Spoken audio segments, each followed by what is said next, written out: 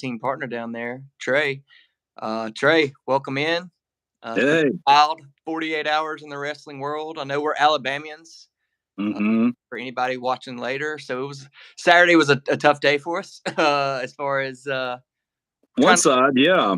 I was slightly indifferent, but yeah, it was definitely a wild Saturday, no doubt about it. Yeah, trying to watch football and keep up with what we were told would not be a return, and then we actually had quite an argument. Yeah. Just the current state of wrestling. We've been fans for a long time, and it's something we've always gone back to. And in a world where nostalgia rules king, I can't think of anything, subject wise that's more fun. And since we were kids, it's something we've always gravitated towards and just kind of reminisced on back when it was good, the good times, the bad times. Admittedly, and I know you're going to say the same, I've been out of the loop for a minute. So, the reason I want to jump on and do this was absolutely based on one of the biggest things I think that's happened. Well, it's got to be in a very long time is CM Punk's return. So we're like, what the hell? Let's do it, Absolutely. We kind of talked about it for a while and we said, hey, let's just jump on. So we are a little guerrilla in what we're doing right now. So bear with us because we're definitely going to get the production value up as we continue. Oh, sure. Yeah, absolutely. I'm down in the dungeon currently. Yeah, there's no deadline on what we're trying to accomplish here. We're just trying to have good banter, and hopefully, people will join us slowly but surely. Yeah, sure. In that, so I mean, just takeaways, and here's kind of something I kind of wanted to say when it came to Punk, and it really dawned on me tonight more than it did Saturday night. After that all kind of came out, was that holy fuck, he really has been gone that fucking long. That seems impossible. That part seems impossible. Yeah. I mean, just to put it into perspective for anybody watching later, I have 2 children. Trey has 1. Daughter's turning 8 this week, actually. Yeah. My son. Punk's been gone longer than my kid's been alive. That's what I was going to say. When Punk left, I have an almost 10-year-old son. He'll be 10 in April. Punk left that company 3 months before he was born. And here my kid is 10 years old. Just to put in perspective how long he's been gone. That's crazy. And to old school fans like us, he was a bit of a shining light there in the early 2000s when we were back watching it again. To say we've been away from it for this whole time isn't quite, telling the truth. No, it did come back forth a lot, kind of if certain things would draw us in and then it'd kind of taper out and go away. So yeah, just to put that in perspective, like how long it's truly been since this guy's been in the ring, in a WWE ring, I should say. Yeah. And we'll definitely come back on that topic again later at the end. But I will say real quick, the promo we got was pretty much what we thought we'd get. Happy to be here, so on and so forth. It kind of was like deja vu from the AEW promo he had when he first showed up on the scene there, I would say, eerily. With less heart, I would say. Yeah, less heart. I'd say I do think there is gratitude there, and you could see him kind of getting a little fired up there at the end. He hasn't obviously been given any creative direction yet to who to really go after. It sounds like old Seth, and we'll get to that later, took a little liberties with him there. I think that's, anybody that thought that was anything more than a work, that's pretty much put to rest now after Seth's promo tonight, I think. But yeah, it's just me and you still. But Totally fine by me. And honestly, when someone does run into this, I think the history of the wrestling before we jump in this too is good because I think a lot of people fall in this category is we grew up with it, bright colors, Washington, family, you name it. And then I completely fell off. And just like anybody else, right? I think you have almost a stronger history or core with it, if you will.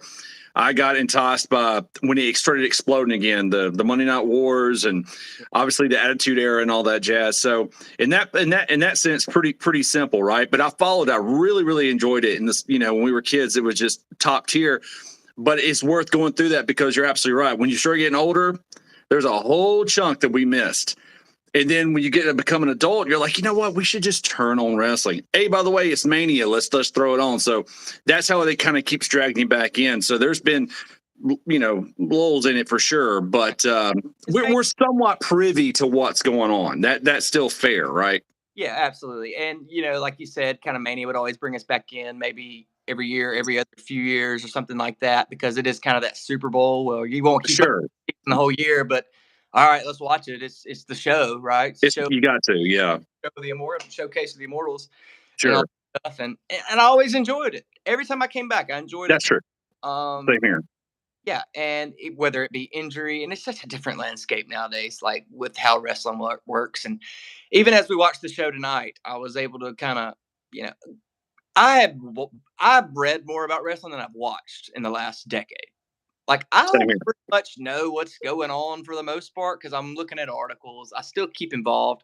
Obviously, I'm a Cult Cornet member. I like to listen to his podcast, among many others. I ain't gonna say he's the only end all be all voice I listen to, because even his is a little insane from time to time. So, having said that, really, it's just like you said, you kind of came in the Attitude Era. Me, I go back maybe a little bit further than that. I know we've talked to each other candidly about it, but my first memories are obviously of WCW being a real young kid.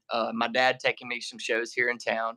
Remember that weird thing we talked about? There's a really great chance you and I were at the same show, and we're talking about like 2, 3, 4, however young we Uh, were. There's a we really would damn good chance. have had to been around the ages between 4 and 6 years old. Like Oh, we were for sure. Yeah. very young at the time, and my dad, God rest his soul, actually was he was a big time wrestling fan. Like we grew up in Birmingham, so we don't want to give away our address or anything, but yeah, we grew up Sure.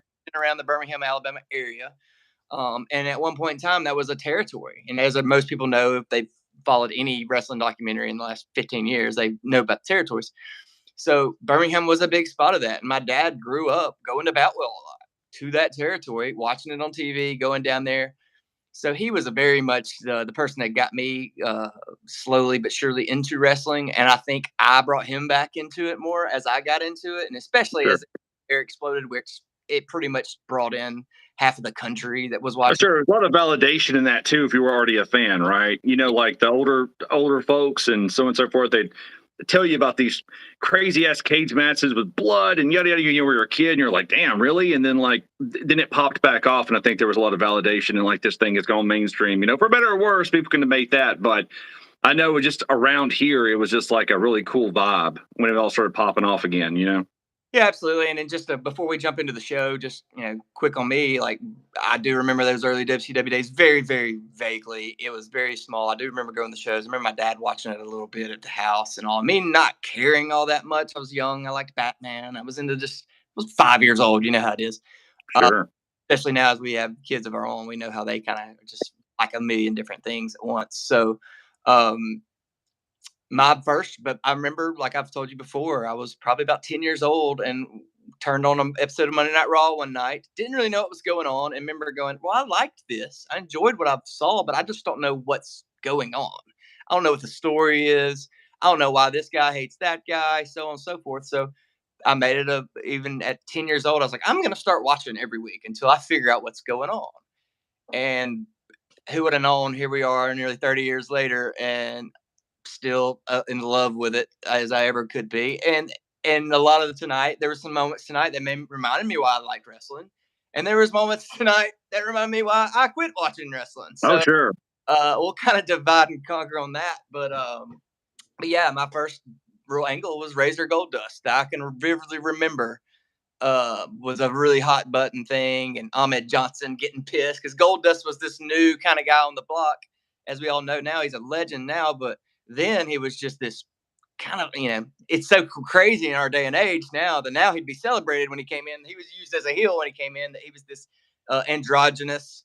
Flamboyantly androgynous and overtly sexual. Yeah. He's got this hot chick with him that he's always making out with on live TV. So he was a type of character that really made you suspend your belief, right? Because you didn't know what you were getting with him, and just to watch that unfold, and then it just hooked you in because then you got the babyface Shawn Michaels making his title run and his run to WrestleMania that year.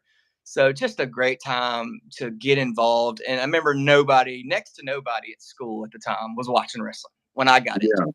And I remember going to school being like, there's no room to talk to about this, So kind of just something I talked to myself about technically. And then over the next year or two, the thing exploded, and it was just fun to be on that forefront of it before it did. Because I remember getting almost mad 2 years later when everybody likes wrestling, and I'm like, hold the Sure. fuck up. I was like, Yeah. nobody did, Sorry. Yeah. Am I cursing? No. I mean, look, I remember, like I said, the bright colors. I mean, it being very big. Obviously, seeing Hogan, seeing Macho Man, seeing Ultimate Warrior, but almost being too young to really absorb it or get on a normal rotation. And then, of course, when it exploded. But the great thing about wrestling to this day, and I was just thinking, but I'm jumping ahead. I know we're about to talk about the show, and I think it's actually relevant to this particular episode of Raw. Which I'll go into a bit of a spoiler as we dig through. There was way more bad than good. I'm just going to be completely honest, just because I want to be as honest as I possibly can on this channel. I think you're going to have a better time of kind of dissecting and getting into the history. And I almost kind of like the aspect of me being a little bit more like your average fan, a little bit, where I know way more than enough to be dangerous. But if I'm just coming into this product and I'm just coming into it because of the big CM Punk deal, what's my real honest, take on it? But what I was going to say is, wrestling fans always had to defend themselves. It didn't matter if you were a kid. It didn't matter what was going on. And I still feel it today. It's like you could say you like action movies. You can like stuntman. You can like monster trucks. You can like concerts. You can like all this. And despite the fact that this show actually puts it all on at the same time, a live action stunt show with actors and drama and blood and madness, we still have to, have that kind of sense to defend it. Now, Vince and Friends have, which I don't know how involved he is now, has done a really good job of changing that, becoming more the Disney of wrestling, sure. But I think that's always with me, and I felt it a lot watching this episode of Raw. So it's gonna be really cool to rehash, man, to go down memory lane and also see where the hell it all takes us. Oh yeah, absolutely. And I don't want. We'll give our overall grade of the Mm-hmm. show at the end. But we'll just go ahead and dive right on in. Raw tonight was live from Nashville, Tennessee, which is not that far from us. Yeah, I'd we have could have known. seen it. Yeah, it'd been cool to. Granted, after the fact, I'd been pissed I made that trip. But Oh no anyway, shit. so something of note, I did want to note right off the bat, and it's something I looked for right when the show started in the WWE signature, where you get the old voices, Stone Cold, the glass breaking, Rock, and blah blah. Sure. You get no CM Punk, which I was surprised by because I thought they're so I quick figured to they'd up, tag it in. Yeah, I did too. and I really was waiting to hear "Best in the World" or something, one of his things from back in the day, and you didn't hear it. Not to say it won't come, Yeah. but I was surprised by that because you heard Ric Flair, woo, and I was like, huh. Yeah. Even with that company. Now we all know he's a sensitive biatch. We Sure. love the nature. He's a little sensitive, and he would have ripped him apart on. I think they did. I want to say like a year or two ago, they took him out and he flipped out, so they put him back in it or something. Am I wrong? Something I'm not like wrong. that. It's like they were doing something and he freaked out and they brought him back in, show everything is fine. And of course, they got nothing for him to do. And he won't stay fucking retired. And so now he's at AEW, which is, well, as this thing grows, we will go see shows. We'll even dig into some AEW and stuff like that. But man, that's where people go to die, clearly, is AEW. So, and Flair is cleared for wrestling, by the way. I don't know if you saw that. There's literally a post that comes out that says that Flair has been cleared by medical staff to wrestle. And this is where on the Yeah, I saw it on the internet because people are like, "What the hell are you talking about?" Like he could barely move. a year ago where it was going to be his last match, even though he's had 30 of them at this point. Yeah, it wouldn't even work. Like they literally stopped because they thought he was dying in the ring. I'd love to meet Ric Flair. Don't get me wrong. I'd shake his hand, all those good things. But who's clamoring to see him truly get in the ring and compete? Not me. That's that cringy shit. It just makes you feel uncomfortable at this point. But go ahead. I'm sorry. Yeah. No Punk at the beginning. And also, did you feel like the thing they kept showing over and over again, a Punk smiling? Was that not the weirdest picture to actually choose? Yeah, he's like doing the high school pose. Like, what the fuck was that? I saw there was like a picture of him. We called it Indian style back in the day. I know that's it's crisscross out. That night, he sat down and like did his thing. See, I know we didn't. They cut. They must have been after they cut the feed after at Survivor Series because I didn't see that when they cut the feed. Which I remember thinking like, man, they really prematurely cut the feed out. Yeah, it's not like on a network. They could have let that ride a couple more minutes of watching that with the fans and getting jacked up. And they kind of cut it out, but that would have been probably a better one to use. Just him sitting there Indian style, like we all know.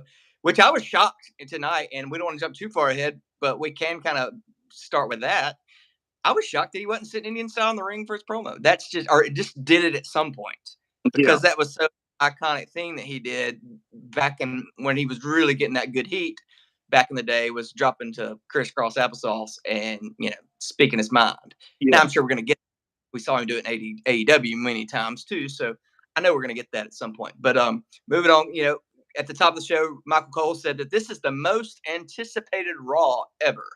Now, I know he's paid to say stuff like that, right? I get it. I don't know that is the most anticipated one ever, but I mean, maybe the last few years it probably is. But I think when you go, I mean, I don't want to be that guy. These old me and you be these old fogies that just go, oh, back in our day. Yeah, yeah. But back in our day, every fucking was anticipated Raw. Oh shit! It's how it was. Yeah. Cliffhanger. There was no internet to necessarily. There was internet. It was very infancy. I didn't have it. I don't even know if I would have known anything about it at the time. So you literally were left hanging for the next Raw. Oh yeah. I'm about to say this just random Raws that had no big whatever. Just during that period of time when it was blowing up. Clearly, not only were they the biggest, most anticipated, but they were better. I mean, they just were better, And I can also be a little light on this one too. And I know again we're just starting, but to break down the episode, but I know it's after a pay-per-view too. If anyone ever was to stumble across this and go, oh my God, it's right after the pay-per-view and blah, blah, and supposedly because we didn't get to see all Survivor Series was a really damn good pay-per-view.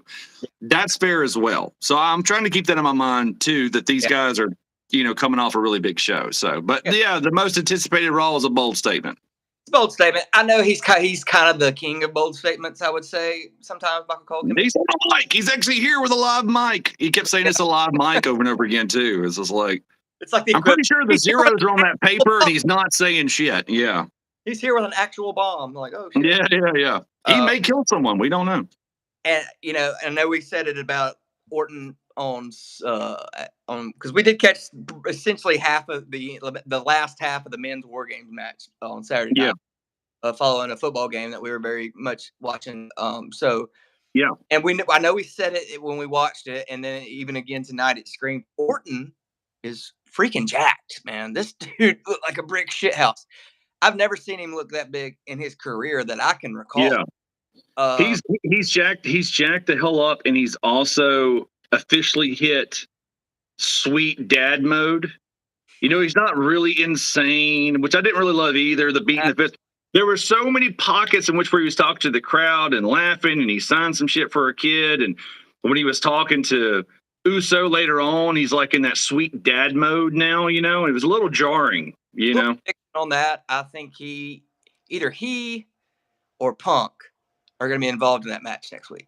Either Orton comes out and screws Jay, and they did the little thing. They just tease at it so much.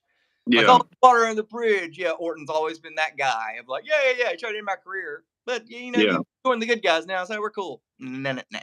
That ain't. And that's why I was thinking either he gets involved or maybe Punk does. Maybe Punk screws Seth.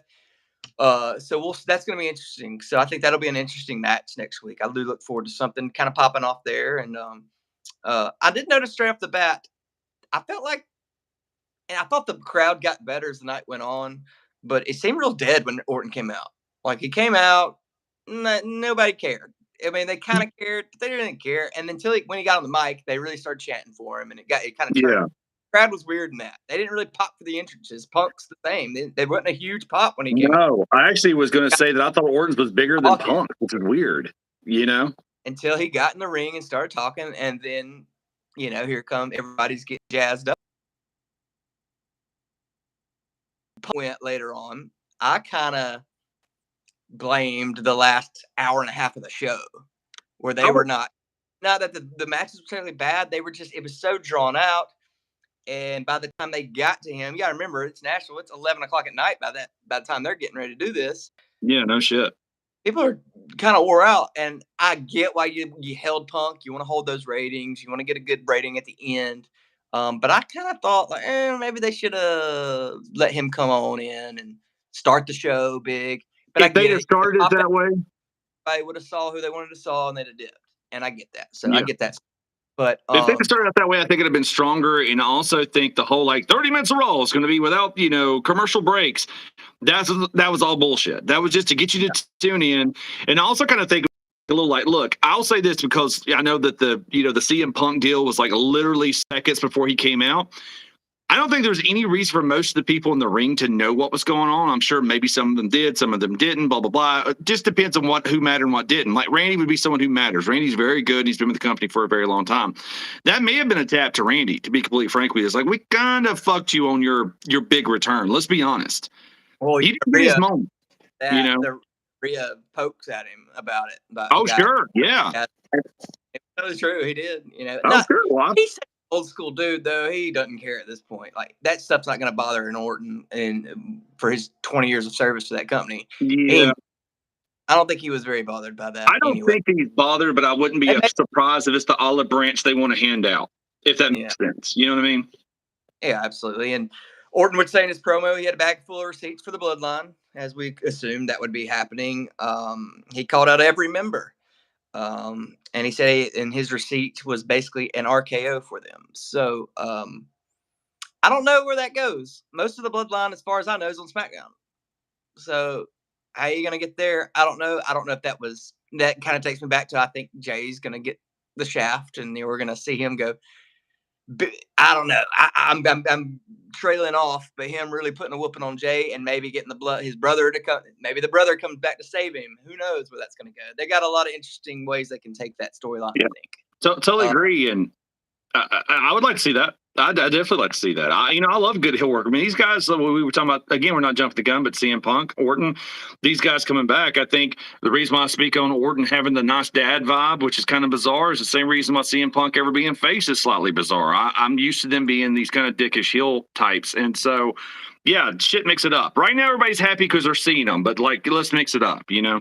Yeah, and they will, and they'll get to it. And I just hope that some AEW never did was just turning Punk, that is, heel. Yeah. Now he heel in his own right because of the backstage rumors and drama and so I think you're right on all that shit. So yeah, people pick their sides on that. But as far as just true storyline goes, he was never a heel. Yeah. That's where they missed the boat, in my opinion, on him because he's a 30 million times better heel than he is a babyface. Because they always say babyface is the boring thing to be, heel's the most fun to play. So anyway, but like I said, Rhea would come out and interrupt Orton, looking as only she can look. Like $1 million. Like a My Chemical Romance wet dream. Like, yeah, no shit.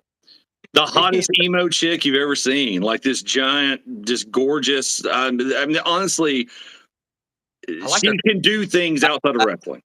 That flat butt black lipstick she wore, I was like, whew.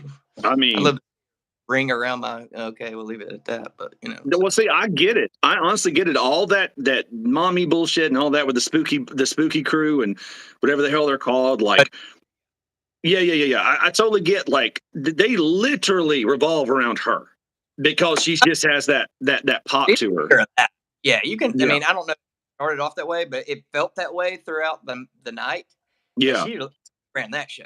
I think it evolved to that. I think she was just a spooky chick in the spooky crew, and then all of a sudden everybody just fell in love with her, and the rest is history. You know? Yeah. And so she tells Orton that his return was upstaged, and I wrote "not a lie," LOL. No, not a lie at all. Hit her with a great line, "Daddy's back." So, yeah, I thought it was good too. And the RKO chants, I actually wrote Rhea Ripley came out and maybe RKO ? And then the crowd started chanting it, and I'm like, will they cross that line? Because Rhea, she's definitely game. She gets in the shit mix sometimes with the boys, so it'd have been a really cool moment, but they didn't do it. So yeah, waiting to see if that was going to happen too as well. And then as we, he gets jumped from behind by Dom and the other guy, McDonough. He fights him off, gets out of there. And that's kind of where we leave that promo after that. And here's something. And this is one of the reasons I probably have disliked wrestling so much more as the years have went on, as we've gotten further away from our golden years of it all, is the promos. Because I didn't think what Orton Rhea did was bad at all. No, I didn't think that. No, they have a presence. Yeah. Sure. What I hate are these backstage days of our lives type of promos. I can't stand them. They don't utilize the talent properly with that because none of them are actors. They're not good at acting. I've never seen one of those where I was like, oh, wow, that was a great acting job there. Not once. It just all feels fake and forced. I miss what is so wrong with just the old mean gene with the stick. Letting the guy speak his mind for 30, 45 Piper's seconds. Pit, it ain't. Anything that's not wrestling that was made to fit time was still like aggressive and interesting in some right. This And I right know here, I wrote down a bunch of goofs in Jelly Roll. R-Truth having a moment with Jelly Roll. Then I wonder if Punk is regretting his decision. Should I have joined this piece of shit? I said WWE silliness, and now we've got Cody pushing merch, which yeah. was also odd. Now I did like that Rock versus Stone Cold ugly Christmas sweater. I don't know if you noticed that in the background. I I didn't was like, notice it, but I like how Cody's like, I don't like to get that for Christmas. check out this cutlery. It's like, what the fuck is going on? Yeah. But wait, there's more. Yeah. My God. I'd like to see the wrestling buddies back, so I hope they make a That Punk is wrestling. cool. That I is would dope. totally, yeah. And then you and I could ask for a Rhea Ripley one and have alone time. I had a Ultimate Warrior wrestle. I think I did too. Yeah. I think I had a Hogan as well.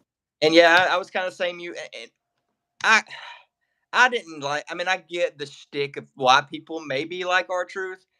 I've never liked it. I mean, not him personally as a person. I'm sure he's a great guy. I'm just mean like that character. Because you remember back in the day before he vanished, he was always little Jimmy seeing somebody. Yeah. Always been such a comedic act that it's just there's no need for it. I don't know.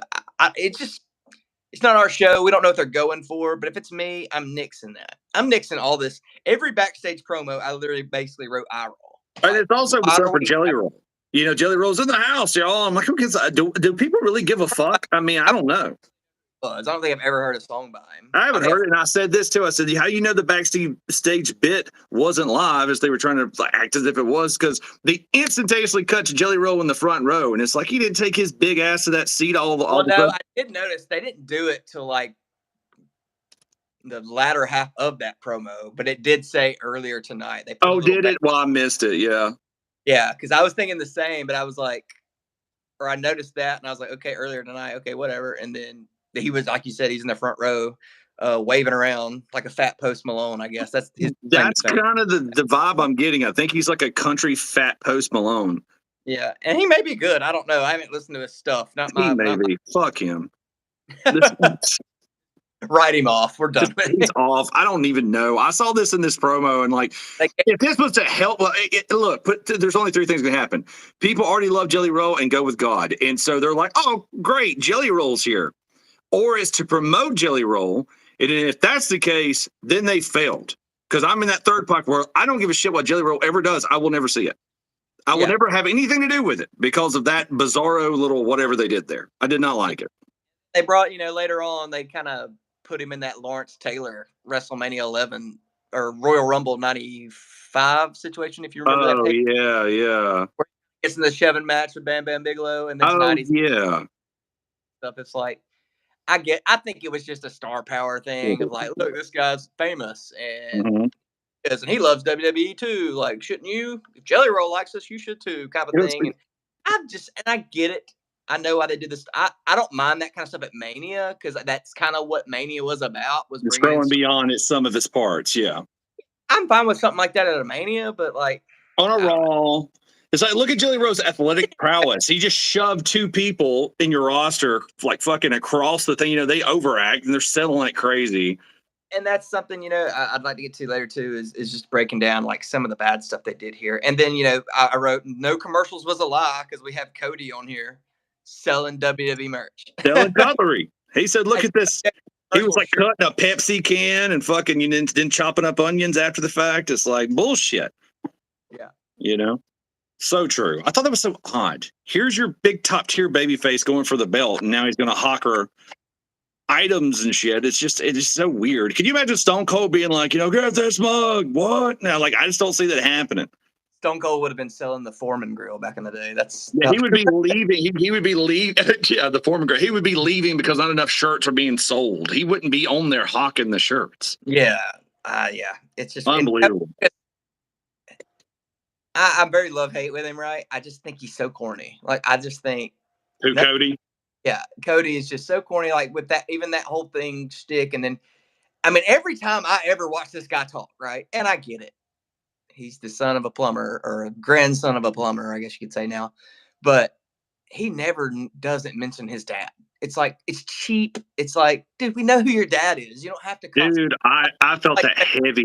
like I didn't know if I had to bring that up properly or not on this, but dude, I felt it on this one. I don't think I've seen this motherfucker, especially since he's been on WWE, not bring up his dad and then choke up. yeah, and I get And it. I like Cody. I like Cody, but I mean, you got to pull your shit together because this shit comes off like you're milking this, and I think that's highly inappropriate. Exactly. That's how I felt like we goes the game my daddy built or the match my Dude, dad. And I'm he like, like well, first stares off, off. Like, well, and I wrote this down. I even wrote. I'm jumping ahead a little bit, but that's fine. Um, I literally wrote, Cody, that ain't the War Games match your daddy built. Sorry. no, well, that's very true. The match that your daddy had Look, in mind. anything his dad was ever involved in, which was quite a lot in wrestling, this motherfucker has a breakdown. It's like you're gonna have to pull yourself together. You know what I mean? It's That's like what he does. He's it's like, like my the daddy equivalent of once sat there, oh, and he like freaks out. It's like, dude, you're gonna have to pull it together, man. it's like the equivalent of like Shane McMahon was like talking about wrestling. It's like my dad had ropes. Oh, my dad. Oh God, yeah, my dad fired me over there. Oh, Yeah, I see. Sorry, sorry, Cody. That wasn't your daddy's War Games match. Not that it was a bad match. It was good for what it was, but it wasn't War Games as we remember it with the and Co- chain, the yeah, top where it was like meant to be. All right, we're gonna go in here and we're gonna have a Pier 6 brawl in this mug because this is the only way we can settle these differences. yeah. And And you you're know what? Outside of him bringing up his dad every few seconds, Josh, I like the kid on the mic. oh I yeah, genuinely like Cody. Yeah, he's got a lot of confidence on the mic, and I did, and I actually say I enjoyed him tonight. And then when as we get in his promo, when Nakamura interrupts him and says the woogity boogity shit to him, yeah, and appears and hits him with the Muda or Tajiri, whoever you want to say, missed. I yeah. dug. I thought that was good old school stuff there. I'm sure. No, I Hit like him that with too. the mist. Didn't need to put the boots to him after. Granted, wouldn't have hurt. To Yeah, maybe hit him with your finisher or something like that, leave him laying. But I dug that, and it made me go, okay, I would sure. like, Yeah, I'd like to see that match. That'd be a good I, match. yeah. I just wrote one line. I don't even have to look at it. That when Shinsuke came up on the thing and his hair was like it was, the way he was dressed. And here comes Shinsuke Nakamura that looks like a cross between like a soccer mom holding on to her late 20s with a haircut and a magician without outfit. Like, what a bizarre look for Shinsuke. I didn't know what the hell was going on. But Because he is Japanese, but he looked like an imperial Japanese guy from like the Ninja Turtles or something when they like cut yeah, the like an off. old school villain. Yeah, yeah. He had that kind of the poof going up and stuff. Yeah. And we'll kind of hop back because that did come after our initial match of the night, which was that number one contenders tag team That was Turmoil. this best tonight. Best tonight, Probably, yeah. I'm kind of there with you. We'll give our best and our worst at the very end. It's on the fence for one of my best of the night as far as matches go. It Mm-hmm. started off like I thought it would. I was like, oh, it's gonna be a spot fest. They got to get through so much, and then it kind of slowed down, and it was good. And it kept me guessing because at first I'm like, okay, these Gargano guy, this Gargano and Ciampa, they're looking like they're gonna run through this. And then when New Day came out, I was like, oh well, yeah, it's New Day. They'll probably be the ones at the end who's gonna take this. And then you had the Creed brothers come in, take out Gargano, then take out. About them Creed brothers, man. Yeah. I was very impressed with the Creed brothers. I really liked the Creed. Now, here's what I'll say: their manager was pointless. Why was she's buffed out chick? Like, good looking. I ain't saying she's not, but Mhm. I didn't see any purpose her being there. She didn't really affect the match at all. I don't even think I heard her one time. Like, I don't think I heard it either. up, if they were getting pinned or something. Like, just zero life from that, and that's disappointing because it looks like what I'll give Triple H credit for that Vince seemed to hate in the latter years was managers. Like that Yeah. is lost art, man. Like the managers were some of your most famous people in the business at one point with Bobby the Brain, Cornette. Cornette, yeah. I mean, Paul Bearer. give me a heart. I mean, yeah, Paul Yeah. Bearer. Those were some staple dudes, and we could have that still. But it's like Sure. the only ones they're really using as managers are women. That's okay because we've had women managers, as we know. Sure, yeah. But when you're just standing there doing nothing, and I know at first I didn't know. I was like, are they supposed to be heels? Because they were kind of getting booed when they were going against Gargano and them. And then once they defeated them and kept moving, they seemed to get more the crowd was a little split with them versus the New Day, it seemed like, and then they were kind of all on their side once they eliminated New Day, especially at the end against the German fellas, or I guess that's what they're supposed to be, the Germans. Yeah, I think it was totally based off just performance. I think they started winning the crowd over. They're not very flashy, like you said. Their manager chick didn't do anything. I don't even think she slapped the apron. You know what I mean? And she's buff, and she looks like she vibes with them. Fourth and look worried. That's all she Yeah, did. that's all she did. Because I mean, my God, I can't think of a single female that looks so out of place more so than Miss Elizabeth. But she was always in the shit. She was Well, always doing something. which she makes sense to just walk around doing that. Like this Sure, but she was still involved. This chick is like ripped and like she's pretty and all this stuff, and she seemed like she didn't know what the fuck was going on. She was like yeah. total silence. Yeah. So I mean, either fix that and make her Yeah. what she's doing, or get rid of her. Just they don't need her. But I mean, it's fine to have her. But I mean, that's a team. And what I liked about it, because like we've said, it's kind of our first soiree in a long time into WWE again. Yeah. We got a good dose of tag teams, and we're able to. And that's one thing I did like about that match. We got a good dose of tag teams. See what the lay of the land was, and I liked most of what I saw from all those teams. I did too. I'm a little over New Day. They're an act that's been going longer than my kids have been alive too. Sure. That ship sailed years ago. They need to just dissolve that. Nobody, the crowd didn't care. I don't think so either. Back in the day, they'd get a good, nice pop, and people really be Mhm. like, people don't care anymore. No, Big E's real hurt. Xavier was hurt and had to come back, and Kofi was really great. And they're all very talented, but it's just a very tired gimmick at this point. And it's kind of this rudderless, like odd it ever got over in the first place type of gimmick too, where there's really no rhyme or reason for them to act the way they do. And so it's a little weird, but they have these really great hot spots, especially someone like Kingston who just does dope shit. And it's just like, I kind of hate that this is where you're stuck. You're kind of in the muck and mire of this thing. And granted, it's paid him good money and it's gave him a lot of spotlight. We feel bad for folks who shouldn't feel, you probably really enjoy it. But I'm just saying at the end of the day, it's like, for a minute there, I think Kofi Kingston had like that really good run, kind of where we were in and out of watching it. And to see it just kind of devolve into, no, I'm just one of the New Day is a bit, blah.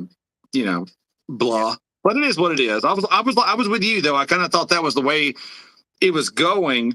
But you know what? Those Creed kids, man, they just, I think they won the crowd over, and they won me over too. Just big, burly bitches, man. They're just doing great, cool moves. It was exciting. It was very Angle-ish, Kurt Angle. When I say that, that's what I mean. These big guys, that Olympian type or, wrestler types. And it was really enjoyable to watch them. The only thing, and I would say it felt like some classic tag team, like in and out, kind of stuff. Only thing I would like to see more of, and you don't see it a lot anymore, is where they really make a point to like cut off the ring. Like you're not, and you don't. That's something they were doing, but maybe the commentary didn't get it over that that's what was happening. Sure. I just didn't notice that it was happening really. So, but outside of that, that was it. When I looked at it on paper, I went, "Oh, that's going to be awful. It's going to be a slog." Yeah, high spot fest, and yeah, there was plenty of high spots, but it wasn't that. It was over with. I went, I really enjoyed that. That was cool. It seemed like a competition. It seemed like these moves they were doing that were impressive were just solely based off strength. A lot of gut wrenches and power bombs and picking people up and all that jazz. It wasn't like 20 cartwheels and like that. These guys are just, they had the vibe like they knew what they were doing and they were trying to hurt somebody in that wrestling sense. And I will say this too, I guess we're talking a lot about this because again, this was something I actually enjoyed. I like Ciampa and Johnny wrestling back in the NXT days, and I will say this, good to see him back. I'm sorry? Cornette called him Johnny Sameface because he never changed. Oh, yeah. Good to see them back together, right? Good to see them last a little bit in this tournament. But boy, did they look completely mismatched against those Creed kids. It looked like children being thrown around, and it was really a stark contrast. A lot of these guys might have a hard sledding, trying to make it in the WWE, So when that number one, they're now, the Creed brothers now are going to be our number one contenders for the Raw tag titles, or just I think it's for Raw, yeah. Raw ones. Okay, so I don't know when that match is taking place. It doesn't sound like they're having a pay-per-view premium live event for the main roster this month. It sounds like they're doing one for NXT in a couple of weeks. And it sounded, then when Cody later came out and he declared himself into the Rumble, which I thought was weird. It's like, dude, we got like feels like 2.5 months to the Rumble, and we ain't even hit Christmas yet, and you're already declaring the Rumble. So what that basically told me is that's the next main roster pay per view is the Rumble, Yeah. and it's That's all. it. And if they're building this early to the Rumble, that means we should have one hell of a show. If it's me building this early, it's got to be a really good show that we're going to see when it comes time. Which makes for Cody in the game to think that breaking news is he's going to be involved in the Rumble is like a big deal. It does lend itself, like, no shit, sure, like, but saying it like that does lend itself to like this might be an actually really good Rumble this year. Yeah, last two have been a little lacking, so. Yeah, it's still November and we're talking about the Rumble. That's generally not what happens. It's usually odd. About the Rumble first show of January is when they get deep into it because that Rumble's usually on your last weekend of January, or it used to be back in the day.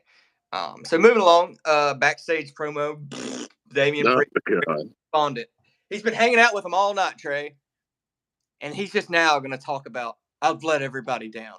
It's like, well, this is now when you have this conversation. I don't know. That's probably picking, It's just little things like that make a big difference to me because I enjoy creative storytelling and these promos just they bring the product down, and I don't know how anybody creative in that has never noticed that is killing their product because people say that like you're watching a bad porn.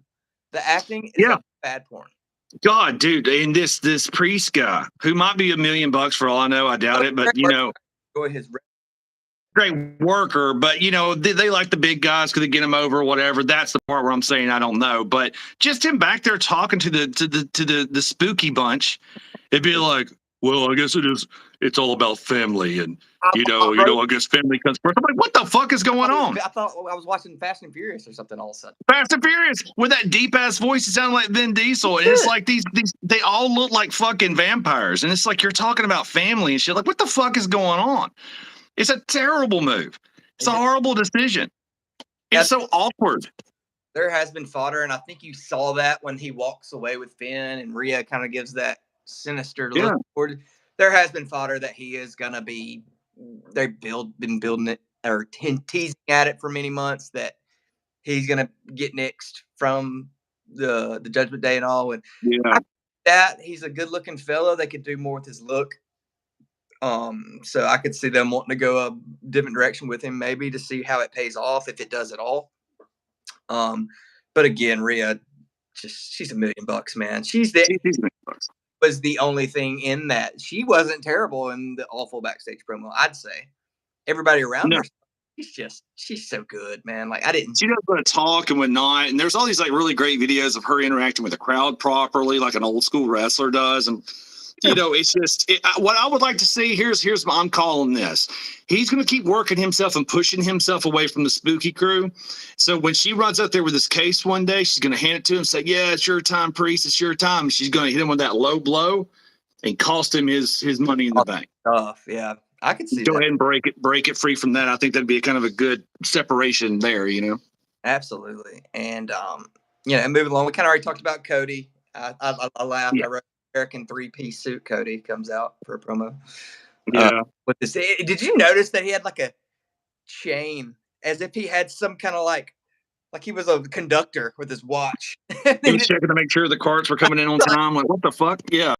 Chain you have, like, or you got a conductor's watch in there or something? But he's so odd. He's like, he's got everything that you need, then he does something weird. It's like Cody's going to be the next big thing, and he gets a weird tattoo. And no, it's fine. We're over that. He's going to be okay. And he comes out in his suits. We'll do that. And he's crying about his dad every Monday. It's like, well, fuck. I don't know. Yeah, and I like him.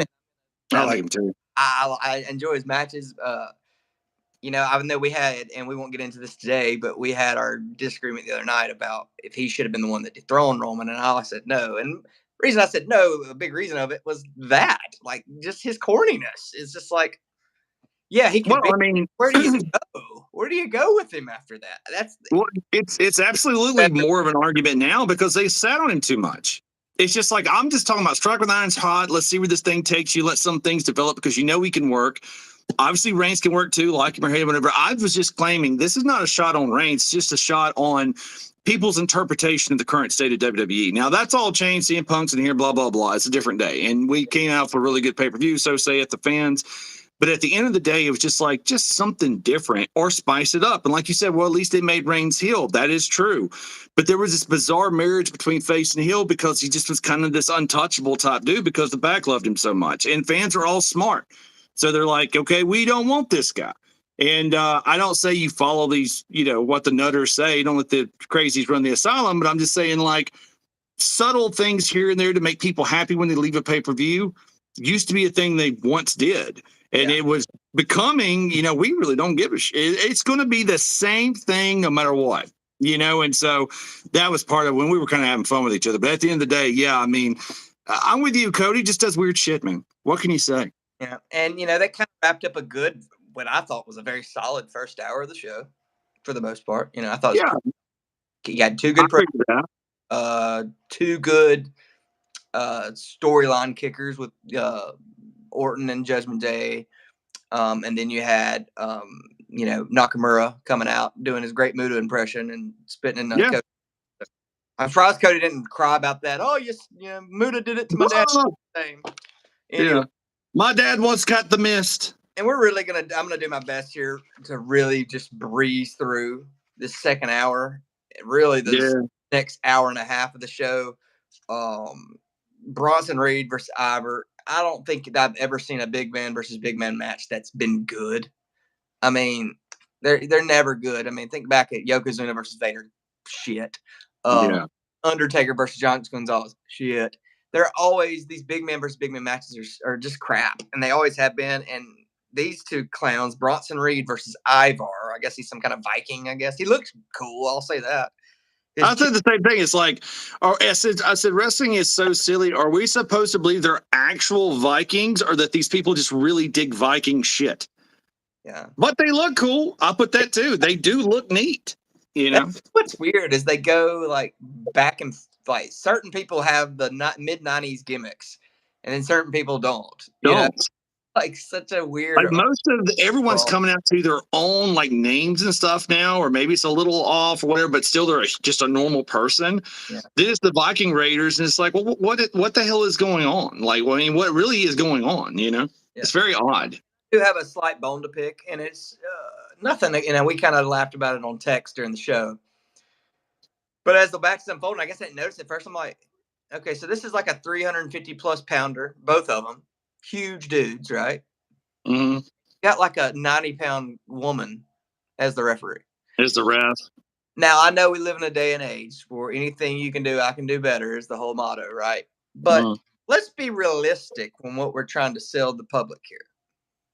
Let's say, and that goes back to like why it's not taken so serious anymore, because they used to try to make you think these are actual physical sporting contests taking place. Yeah. We all knew it wasn't real. But the fact that they would make you think they kept that line up, right? Like, no, this is real. What the hell are you talking about? It's absolutely real. Sure, yeah. And they'd be so adamant about that as a company or as a business that you go, well, maybe it is. That's what the whole fun of it was like you knew your eyes weren't playing tricks on you, but they were so whatever. And dug in that no, this is real. What's happening? What you're seeing are real athletic contests, and that's where that whole suspension disbelief gets to happen. They don't even try that anymore. Like anybody that's turning and going, what is she gonna do? Let's say this really pops off, and he's over here eating this other dude's face off. Yeah. Now I know people that would say, well, what's the 100-pound male ref gonna do? Yeah, probably nothing either. But at least, and I got nothing. I have zero problem with a woman referee, zero. But they should be refereeing the women's matches. There's nothing wrong with that. Yeah. They're trying to sell this product as real.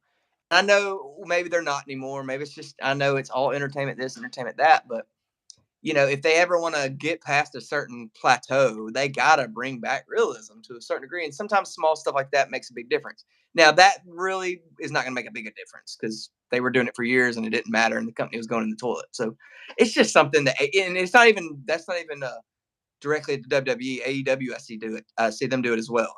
and it's just so annoying. It's like that's so dumb.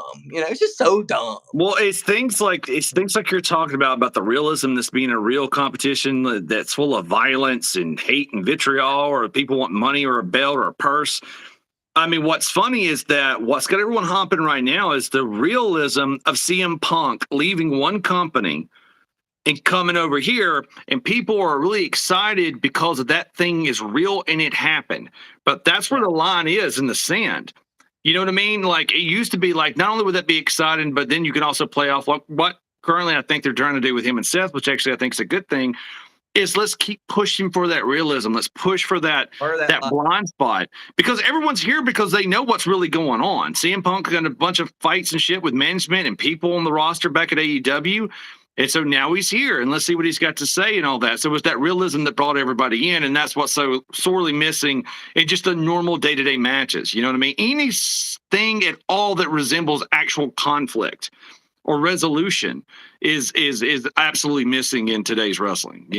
Back 10 years, or it's also people want to tune in to say, okay, what he left WWE. He was more leaving for physical reasons, like, hey, these people don't care. I'm concussed. They don't care that, there was a lot, and the company's changed in good ways in that regard, right? And I think he was the biggest catalyst in those changes. But people want to see how that played out. If you go back, and I'll challenge you to do so, go back and listen now, 10 years removed, to his podcast with Colt Cabana, where he really shit on WWE. You're like, man, somebody's got to bring up, like, hey, I didn't forget you said that, like a Triple H. But Triple H has turned such a leaf, though, like best for business. He's got that Vince moniker of like, and he was up front with it. And I think they probably buried in water's well under the bridge at this point. It's been so long, as well as I do, as we get older. People you had a crawl with 10 years ago, if they showed up at your doorstep and apologized, you go, okay. You're just over it, so many years removed. Well, I was just about to say, 10 a long time. And WWE doesn't resent 10 years ago, nor does Triple H or CM Punk for that matter. So absolutely. The thing about it is, though, is kind of like that spirit of fuck you and so on and so forth the CM Punk embodies that everybody likes so much. I think the real question going forward is like, is that going to go the way of the dinosaur just to toe a particular line? And I think the audience is going to be very observant to kind of catch that in storyline ways and all kinds of ways. That's why I would turn Punk heel fast. Yeah. I would turn Punk heel as fast as I could. And that's just for me. But anyway. Yeah. And on this last match, what do we have? We had, they took it to the outside. A bunch of jobbers came in to play like security. They did cannonballs. I will say there was one cool move they did. That Death Valley driver he did on. Oh, that was pretty brutal. That looked pretty brutal. That was cool. Yeah, the guy took the fucking was it Reed got the Viking Raider Ivar and just brutalized him in that. What was funny is that they just kept jumping up after these like horrible things. You notice how quick Ivar jumped up? Like, dude, you should be laid out after that. Dude, you should be dead. Yeah, like, this should be a big deal. He's jumping off a thing, doing a cannonball onto the other dude, and he fell over. So did 400 other people, but then he jumped right back up too. And I think in a match like that too, if you'll remember in that match, the ref sends the manager girl who looked cool. Valhalla, I liked her name too. She gets sent to the back and just goes. She just hits it.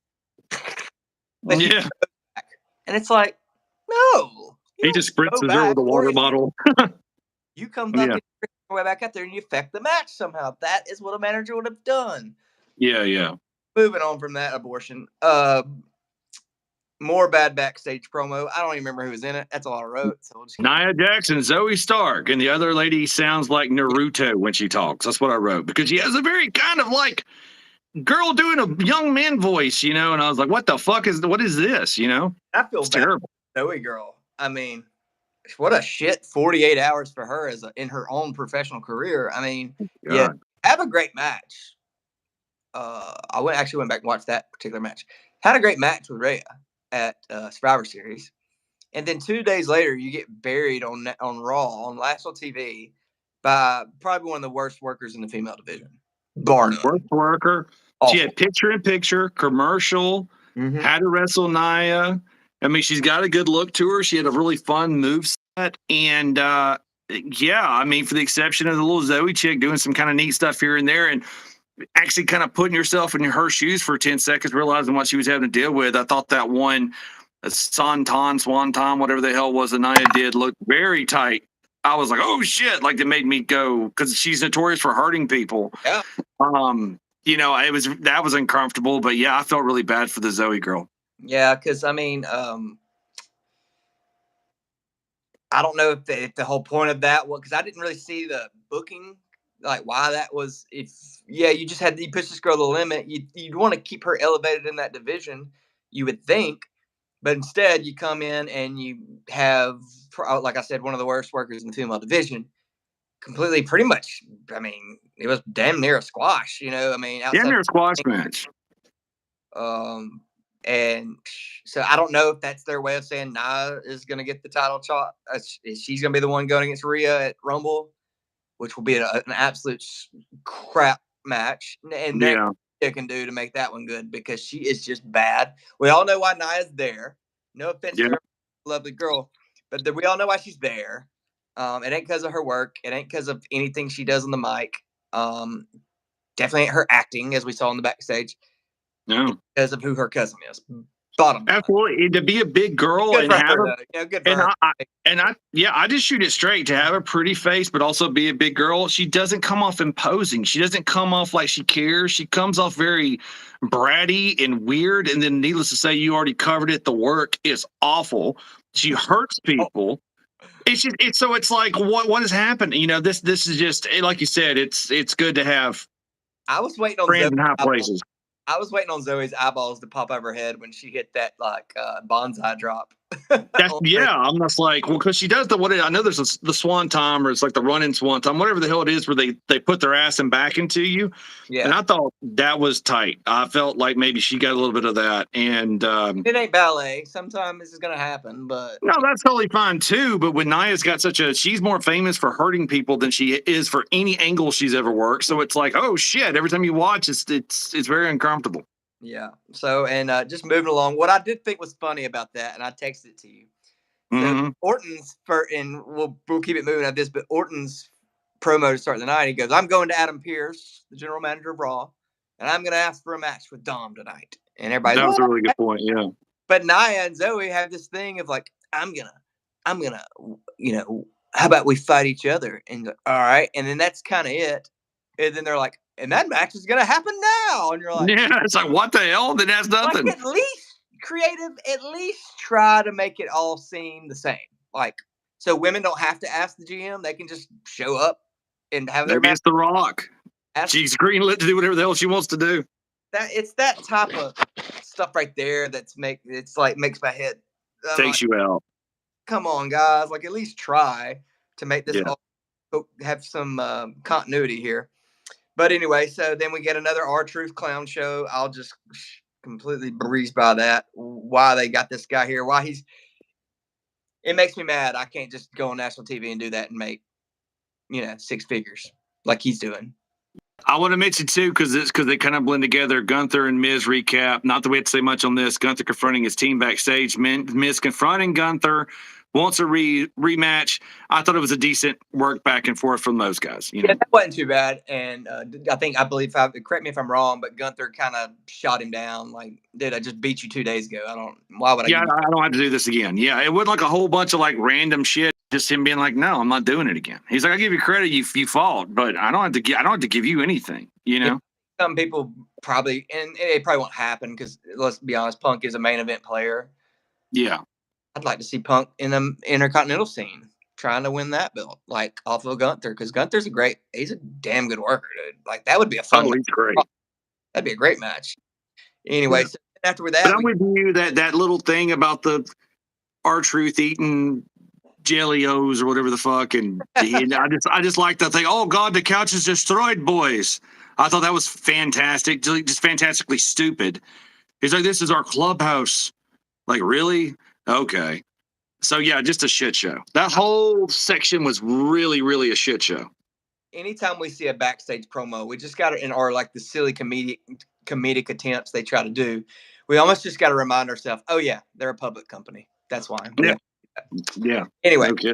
we have Seth freaking Rollins showing up, and Not cussing. honestly, that was my first. I perked a little bit at that because I was like, okay, he's been in the news, wrestling news over the weekend because everybody saw his freak out, which was total work. How Yeah. people that you just really hate Punk and want everybody else to hate Punk, so you fell for that. That's all I think. Or that Cole was holding you back. There's like no reason. I mean, you could look at. No, I shared the video because I thought it was an interesting angle, and I was like, look at this. It's a work, but just kind of vibe with it for a minute. But it was still very odd because instead of being like, fuck this guy or whatever, he just lost his mind. It was pretty interesting in that sense. So yeah, absolutely. And then Seth does say he didn't want to. The crowd obviously starts CM Punk chants, and Seth's like, "Yeah, bring him, bring him, bring him." He goes, "Because I don't want to waste any time talking about that hypocrite." yeah, The shots over the bow, right? So that was yeah, fun. I know they're obviously working, but it's fun. It's like, okay, it where's that? worked for me. That's why again I go back to either Orton or Punk's getting involved in that match next Monday Night on Raw. So we'll see how that plays out. Drew McIntyre shows up. He interrupts him. He wants that title shot that he just had at Crown Jewel about a month ago. Seemed like a night of everybody that's lost to somebody wants another title shot after they just screwed away the one they had. Just lost. Yeah.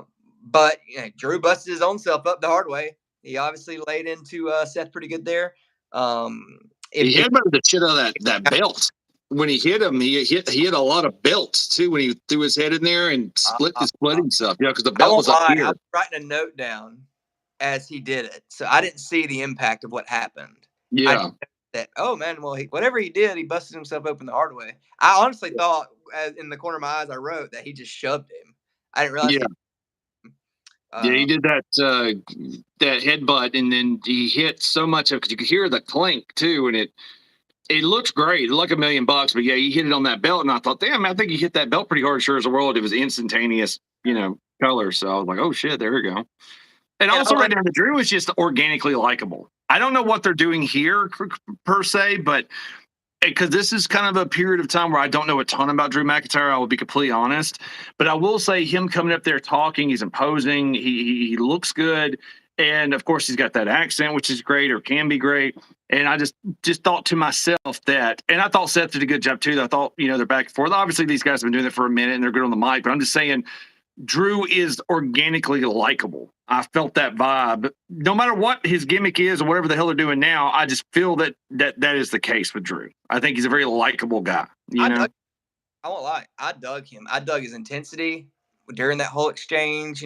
Finding out that Jay Uso is going to be getting the World Heavyweight title shot next week on Raw. I love that. I loved how intense he was through that exchange. He kind of warned me. He got some cool points with me tonight because I was like, okay, I actually kind of same here. And then of course later we get backstage with him and Sami Zayn. Sammy's pleading with him, like, "What's going on with you, man?" And it's kind of like the Spooky Crew talking about family. It's like, why did you care that much? You know what I mean? No, like Stone Cold never came up to the Rock. Like, hey man, what's your deal now? Like, nobody. You seem like you've got a bad attitude, Dwayne. What an eyeliner now that you become the killer of your parents. Like, it's just dumb. No one gave a shit. They were out for themselves. Not needed. Yeah. So that happens. We find out Sammy and Drew McIntyre will have a match next weekend or next Monday night as well on Raw. So already two pretty what should be some fun matches already set up for next week's Raw, because this one was all about the promo. This week's Raw, it was not about the matches for sure. No, absolutely. So then after this, we'll breeze to this and popcorn bout. The 55-year-old Natalya. Yeah. Feels like she's been around for that long. I feel like she's been here before, like wrestling. She was like the first, those old black and white pictures with them getting ready to grapple. I feel like she was in the background, what the hell? She's still at it. I got to be honest with you, too. Despite that really being the case, she looked better than I think I've seen her in the last, 30 years. She actually, for whatever reason, looks spry. Hey, check out her Instagram. She's pretty good. Yeah, her face is all plastic surgery, but she still looks good. Well, they take on her and a girl by the name of Tegan Knox take on Chelsea Green and Piper Niven for the Raw Women's Tag Titles. it was pretty much an awful match. They pictured most of it, thank God. But we ended up getting a retain on that for Chelsea Green and Piper Niven, and then moving on. Yeah, I didn't give a Frenchman's fuck about that. There was some Here's what work about outside that was slightly okay for them ladies, but it was fluff. yeah.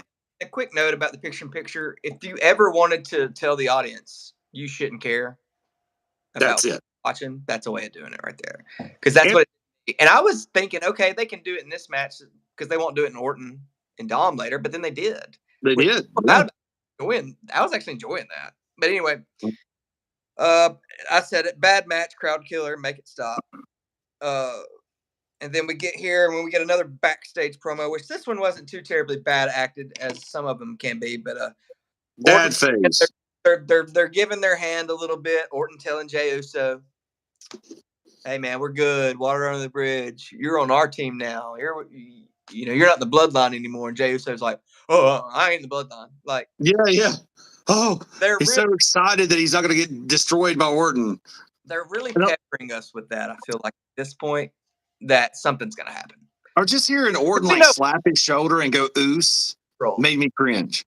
Yeah, Orton's characters never forget anything. We know that much about him. Well, I hope not. I hope this isn't the dad phase of Orton. He slapped his shoulder and goes, "Hey, no sweat, oos." I was like, "Oh shit, Randy, don't say that. Come on, we can do better than this." I don't know if you wrote a note on this, but we do hear from Becky Lynch prior to our main event. I kind of didn't write anything down. Okay, I didn't either. I didn't hear what she had to say. Obviously, it didn't mean that much. I'm sure she said. I started losing sight of my left eye by this point, so I was just like, "Oh fuck." I'm trying to make it to the main event. I did notice she looked fucked up. Like she got beat the hell up at the pay-per-view. Yeah, she was in the War Games, so she might have taken a nasty bump somewhere. Yeah, her face looked all beat up. I was like, "What the hell?" But I think maybe I may have been walking around like getting a drink or something. I don't know. But I thought this was the 1 second I didn't have to write anything down. You know what I mean? I think I took a pee break on that one. So yeah, same here. Now we look to our main event. Dominic, who I love his heelness, but he looked like a complete infant next to Randy Orton. Like there was no believability. Like, and I think everybody in the building knew he was going to beat Randy Orton. At least not. No.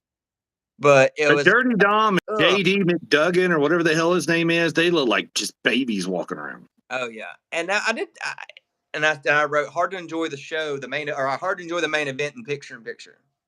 Like, come on, don't put your main event in picture in picture. Now this is a Jelly Roll spot too, by the way.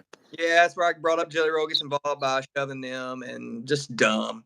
Now Randy makes a joke about him smelling like weed, and I wrote. I said, Randy makes a joke about Jelly Roll either smelling of dope or canned cheese. Not sure. I wrote fun match.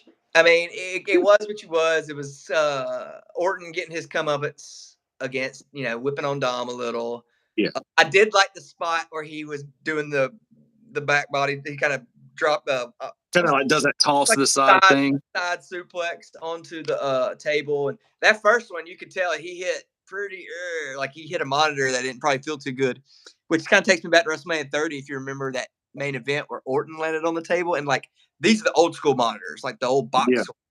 He literally like flat back that thing right on his spine. And I remember that. Yeah. Oh, and you were he bowed up instantly. Yeah, I remember that. Knew that was painful, man. Mm-hmm. So, but other than that, I mean, it was what it was. It was just Dom getting his butt kicked for the most part. Did some nice things in there, but that was fun. I thought all in all, it was fun.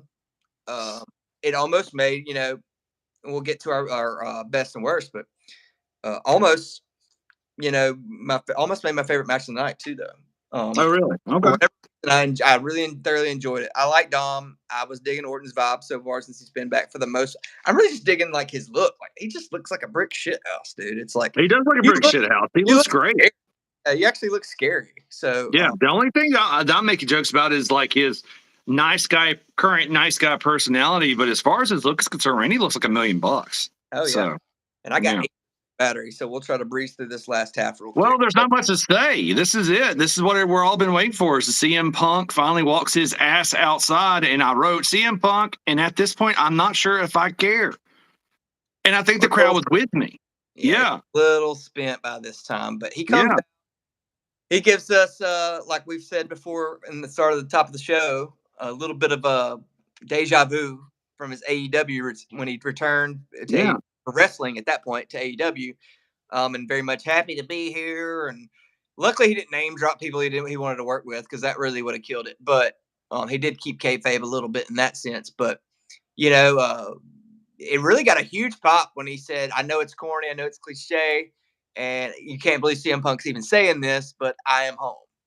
And Yeah. cool because I Sure. truly think he does feel that way at this point. I think he's like we've all aged in 10 years, and Yeah. he wanted to come back to wrestling. That was probably the best opportunity at AEW at the time, and he probably gave them a chance essentially. And I think, and I wrote this on a comment on Twitter today. I think you're going to find out as this run takes off for him that he was not the toxic one in that company, and people are going to No. fight that. And I get it, but I think that's going to come to light more. And not saying that Tony Khan is the bad part, but I think he wasn't the bad seed there. I think he was trying to be a leader there, and they didn't want it, and that's where the pushback came. Which I don't think will be the case for him in WWE. I think he'll be allowed to be that leader because there's people older than him still there working and being leaders, and they're going to tell those young guys, no, you need to talk Punk. He can tell you stuff. There's not going to be people there to just crap on him for the sake of crapping on him. And I think it's going to be a big deal. But here's something funny, though. He said that a wise man once told him if he went away, how everything he'd get everything he wanted when he came back. Yeah. And Wiseman, as you very well know, he's referring to Paul Heyman. Paul Heyman, yeah. Now, and this is something I thought about the other day after maybe Sunday after the Survivor Series is that everybody's talking about, oh, is he going to wrestle Seth or who's he going to go? Is he going to go after Roman and his belts? But nobody's really thought about Mr. Heyman and all that. It is him and Heyman linked back up again because they were a great duo when they were together years ago. Could we see it? They did that angle with Brock and Heyman and Roman at one point. Didn't know if they didn't know if they could trust Heyman. Roman didn't. So could we see something there? Because I mean, obviously Heyman's going to be on SmackDown and he's going to probably say something, and it's going to be interesting. So I want to completely disrupt the bloodline and let Heyman and Punk run off to the sunset, be the new heels. Yeah. Try to do some readjustments to the rest of the bloodline in case you ever want to bring the Usos back together, or if you've got some new plans for Reigns, and let CM Punk be the new king on the heel of assholery. Not only does he have the belt, but he's a jerk off and he's doing bad stuff. And when the camera was closing, I don't exactly, can't remember. I don't think I wrote it down because I said CM Punk walks out, sound was either off or Crown was asleep. CM Punk chants, still a little off, maybe nobody cares. CM Punk says he's on Big Pop. When I say nobody cares, anybody watches, I don't mean that CM Punk's not a big deal. We're literally talking about the exhaustion of the show. That clearly is a big deal. That's what everybody's talking about. But it's just so odd to hear that kind of lack of sound. Very short promo. Was it worth it? And but what I did notice at the very end, I didn't take the note though, is where he said, "I'm not here for whatever. I'm here for the money." He said that right for the camera cut. Yeah, he said, "I'm here for the money." I'm here for the money. He is. I think we're gonna see heel Punk.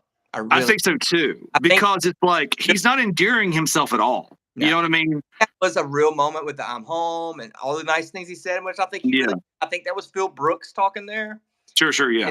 And that at the end, like I heard that too. I went, when he said that, I went, because that kind of spits in the face of like, oh, it's just so great and blah, blah, blah, blah. And then like him talking about, things have changed and so and so forth. So again, blurring those lines of reality and whatever.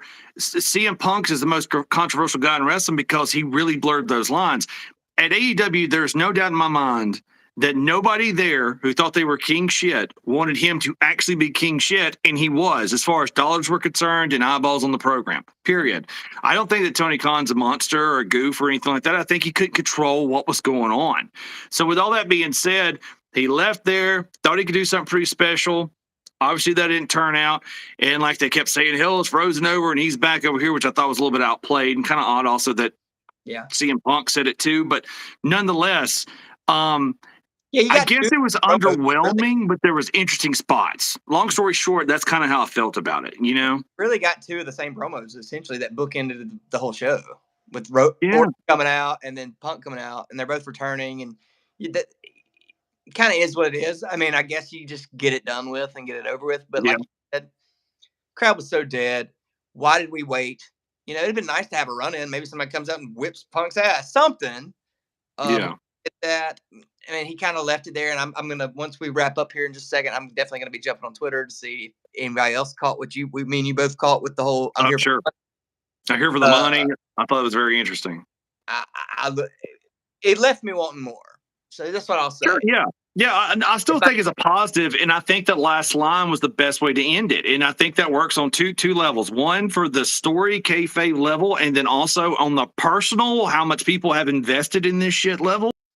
I think it's really, really interesting too. I think he killed two birds with one stone on an almost throwaway line right before the camera cut. That was the best part of that entire promo, and it was like kind of almost felt like a throwaway. You yeah. know.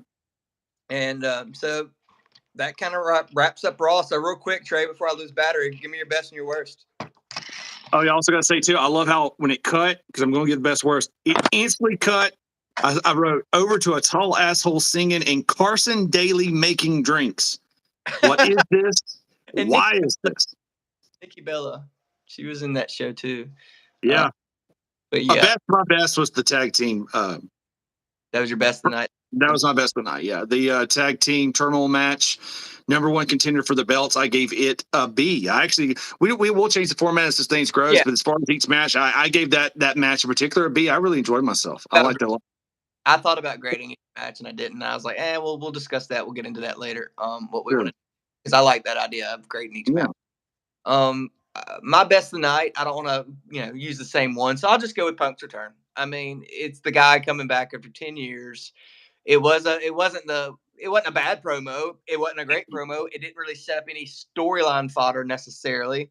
But hey, it's just the return of the prodigal son, right? So exciting to see that. Worst, anything R-Truth was involved in. Why he's being allowed to steal the company's money is beyond me. Um, how can I get in on that action? Because I can go there and throw Swiss rolls in my mouth and act like a fool. I'll do it 7 days a week if they want me to. I'll do their web show. I'll do whatever the WWE wants me to do.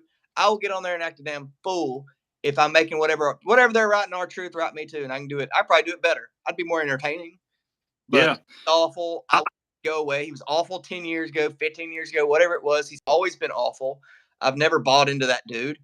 And he's a new return here recently. I think he actually returned at Survivor Series. I think that was Yeah, his and I think he got like a really big pop, and because people like to be kind of ironic and whatnot, and now WWE is going to run that shit right into the ground. You know they are. Yeah. maybe it would have been like, oh, cool, okay, yeah, Archer, forgot about him. R-Truth, glad to see him. Yeah. Yeah, but yeah, and it doesn't seem But like I like that you're including matches and like promo stuff too, and so that way I don't really have to change. Because still, at the end of the night, Punk would be like a solid 2 for me, and then 1 would still be that tag match. I really enjoyed myself, and I was really impressed by those Creed brothers. I would say the worst of the night, absolutely. Said anything that involves R-Truth, but specifically anything that involved Jelly Roll for me. I found the celebrity cameo and all that jazz has always kind of bothered me. And this one was particularly highlighted by the R-Truth nonsense, the dancing with the little fella and Otis and all that jazz. So that first little backstage promo where R-Truth originally first came out and was confused about Jelly Rolls or whatever the hell. I'm taking the piss out of Jelly Roll a little bit, let's be honest. But that segment in particular, all jokes aside, was terrible. Yeah. It was awful. And outside of probably the tag team turmoil, and then even your main event. I mean, it wasn't some. I mean, it get a star rating, but like it served a good purpose. I thought it was entertaining. Yeah. Those two, each and every other match on the card could have been on Superstars. Oh, sure. It would have It's made a throwaway. a star show. I mean, you could have had the two fat dudes going at the main event or something, or the women's belt, tag belts going. Tag belt or the Based fat on dude. Raw, there's no reason for the show to be 3 hours. If that isn't clear cut from watching that episode, it should be now, because you could have condensed that show to damn near an hour and a half, and that was all that was really good. And then you could have cut out half the show. And I know that's that's an advertising thing, why they're giving that extra hour. But it's not entertaining. It just wasn't. If you're gonna have that much time, give us good long quality matches. We may see that next week. I don't, we are coming in fresh again. So next week we got 2 pretty good marquee looking matches already on the card, so maybe they get time to work. Sure. But we'll see. We'll just see how it plays. But I'm going to try to be kind to it because, like we said again, this is a show coming off a really big pay per view, and a lot of people at least got to see Punk. Like I said, Randy Orton and Dirty Dom wasn't bad, and even the more like shittier ones, like you said, should be better off for like a Superstars or a Saturday Night Shotgun or something like that. Like it wasn't the worst thing that I've seen, but I would say all in all, especially with that extra time, and you and I don't have our C-Lex with that quite yet. My overall grade for this, it was going to be a D, and I'm not even trying to be fun. I think getting in A territory is going to be pretty special. But admittedly, with that tag team challenge and just seeing Randy, and of course, there was at least something to be said about how, Cody did a good job with Shinsuke, and CM Punk, despite it being a little underwhelming, still came across well. Like you said, number 2 moment of the night for me, one for you. It brought it up to a C-. It's a C show. You know what I mean? yeah, C show. Yeah. just off the cuff, I'd give it a C plus. Like, Yeah. Yeah. I thought most of the promos were good as far as the in ring promos. I thought there was some good storylines set up there. You got Punk's return, you got tag team turmoil, and then I'll throw the main event in there. Drew and Seth. The rest of everything that was on that show, really the big bulk of the middle of the show, just completely brought it down to that C level. It was on a good trajectory for the first hour, I'd say. It was in a B zone. It was like a B for the first hour. Yeah. Oh yeah, absolutely. I would tell you, we'd have kept that momentum coming off that tag team bout thing. Yeah, that would have been one hell of a show. I was surprised at how much I enjoyed that. That was a fun little I was too. It was fun. Yeah. It was over. I was like, yeah, it was good. I enjoyed that. Yeah. It's not like I was like, oh my God, I've never seen anything like this. I was just like pleasantly surprised. And you know what? Here's a fun fact too. Again, like we said, we'll tell the folks as they trickle in. We're knowledgeable, but I don't know the Creed brothers. So it was nice to be introduced to those guys. And I can't say enough about them. Hopefully they get more chances to show off, because I thought they did a great job.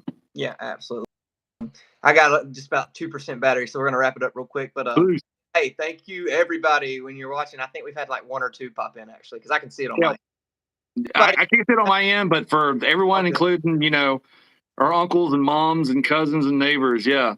Hey, like and subscribe to the page, guys. We're going to be trying to do the best we can. Yeah. We're going to try to keep up with it Mondays, Fridays. I don't know. Yeah. Maybe we'll get into NXT at some point, because I did see I'd like to. I might watch that. Maybe we can do it tomorrow night. I don't know. Yeah, I'll do it. Tonight it comes on. Either way. We'll check the schedule. I mean, I'm definitely down to always watch them stuff. We'll just get with each other and break it down. We were talking about doing some live show stuff soon. So yeah, it'll be. When I say live show, I mean actually going to the event. So it's gonna be fun.